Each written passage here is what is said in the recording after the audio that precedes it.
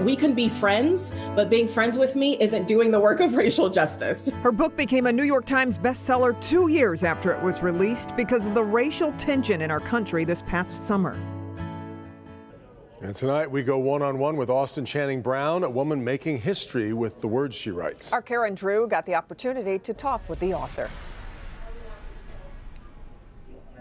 Her book is called I'm Still Here, Black Dignity in a World Made for Whiteness. And lately, this book has been the catalyst for so many conversations, some of them difficult, especially for white people. But it is a book that Austin Channing Brown hopes people will read, dissect, and then act upon. So let's dive into the conversation, starting with the word racist.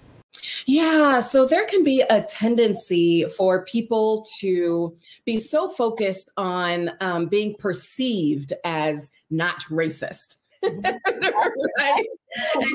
They want to get the language right. They want to make sure they don't say the wrong things.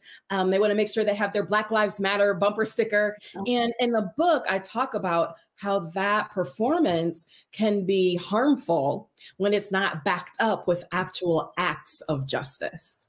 Austin Channing Brown says choosing justice is really vital if we as a society can move forward. You actually have to choose justice, right? That you don't default into anti-racism work. We actually have to choose anti-racism work, which means learning more, which means reading more, which means having hard conversations, and means supporting policies locally, nationally, globally, that lift up people who are oppressed. She focuses on the importance of allyship, the practice of emphasizing social justice and inclusion by members of an in-group to advance interests of an oppressed group. There are a lot of allies who just want to be like, okay, I want to disrupt the system, but nicely. Right? And allies have to be more focused on being courageous and being willing to say something, being willing to disrupt these conversations in order to show their allyship. She also talks about the wage gap.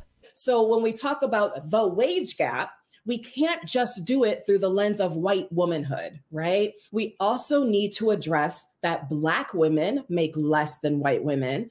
The author explains how you communicate can be isolating, and you may not even realize. If the whole conversation is about your vacation home up north, what you did on the beach, then that means I can't participate because I don't have that experience. I don't have a house up north. So there's the ways that we just converse with one another and the ways that we assume normality that can be really isolating. One of the first questions I get is, well, if I care about racial justice, what should I do? Yeah.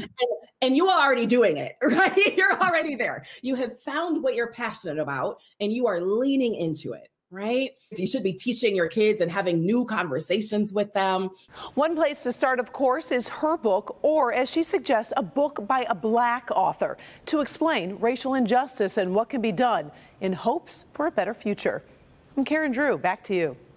And you can hear more of Karen's conversation with Austin Channing Brown tomorrow morning as her interview continues during the United Way fundraiser event, which we've posted a link on our website if you would like to join. Definitely a lot to talk about.